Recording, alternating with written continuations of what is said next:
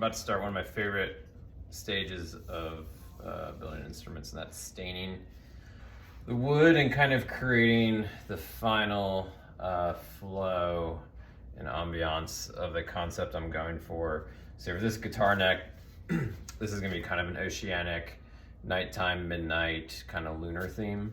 So on the fingerboard, I have like some different phases of the moon inlaid, and then clouds and some stars.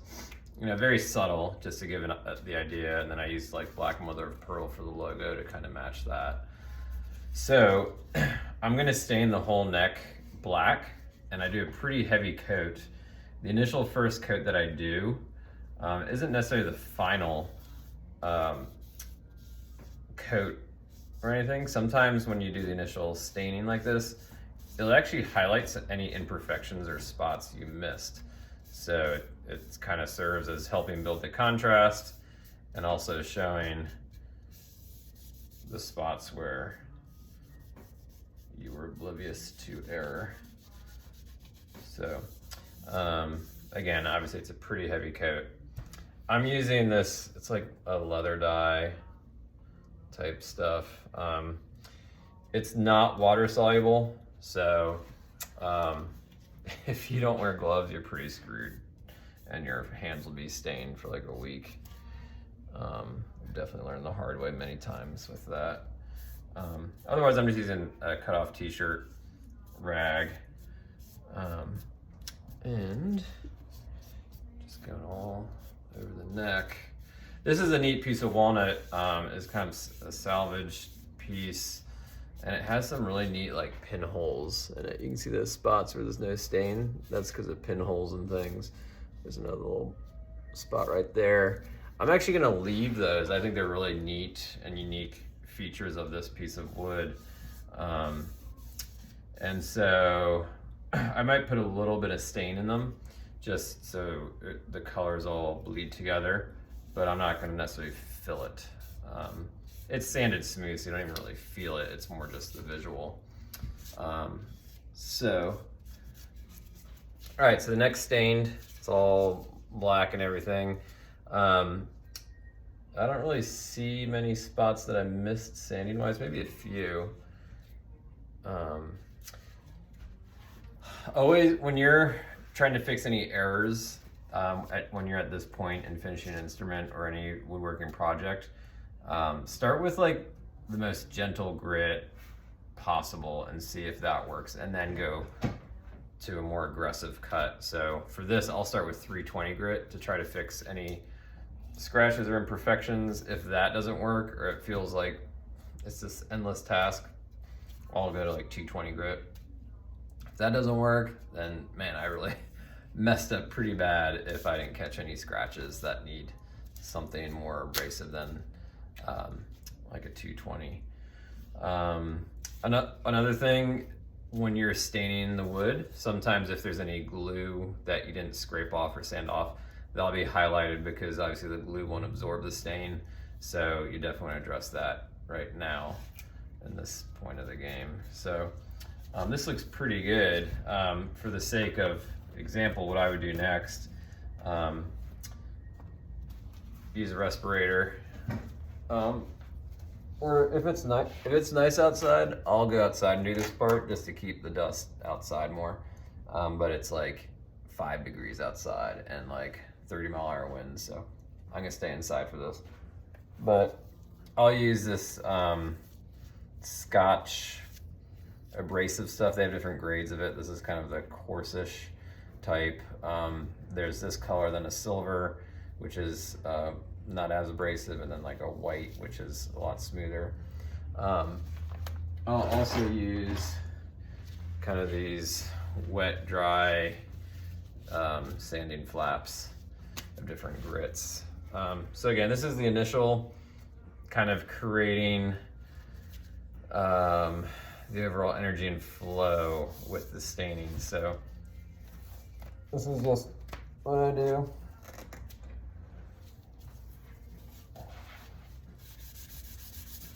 I'll just do an initial rub down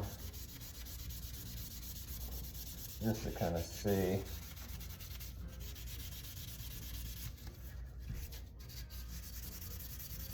So it's kind of taken some of the sheen off.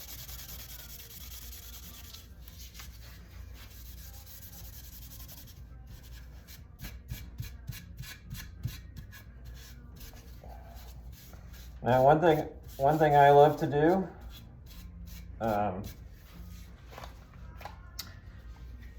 ultimately, my style and preference is to have kind of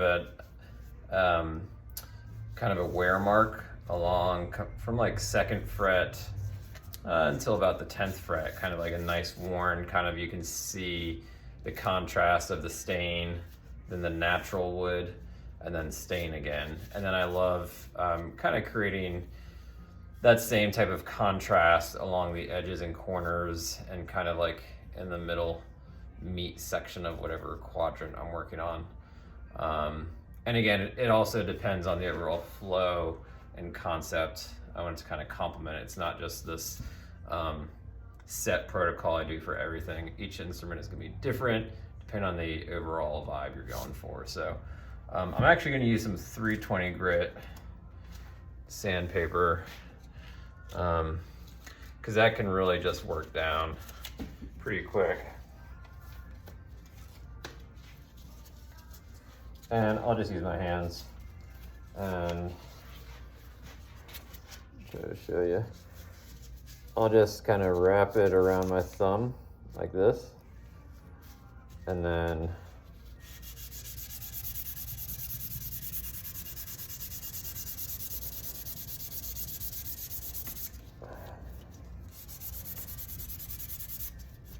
now it'll take a few sessions, but you can kind of see just that lighter tonality right there. And then I'm gonna leave these corners and peaks and volutes darker. So I mainly concentrate that little sanding effort along here. And I'm gonna do the same for this main part of the neck.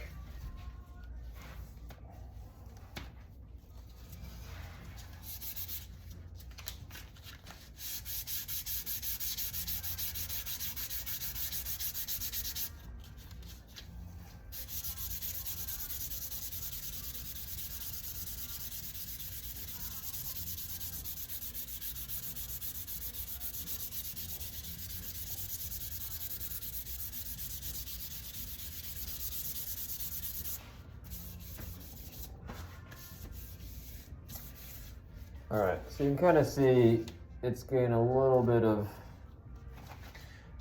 you can kind of see the natural grain again. If I really want to dilute it quickly and have a really sharp contrast after I bang it against the light, you could use like denatured alcohol. Again, this is not a water soluble. If you're using water soluble, you could just use kind of a damp cloth with water and just kind of slowly kind of create that contrast and that kind of burst. So I might do that. I might get some denatured alcohol in the last stage and kind of really work more of the contrast and layers. So that's kind of the basic process I use. Again, it's like a multi-step type thing. And I won't do it all in one go. I'll stain it, kind of work some of the contrasts into the overall piece I'm working on, and then I'll let it sit overnight, because sometimes just looking at it with fresh eyes, you'll see things or shading that looks like good or bad. So there is value to just kind of letting it sit, you know, once you do a few staining sessions. So I'm gonna do a couple more like that, and then let it sit overnight, and then I'll look at it again in the morning. So, all right, I'm gonna get back at it.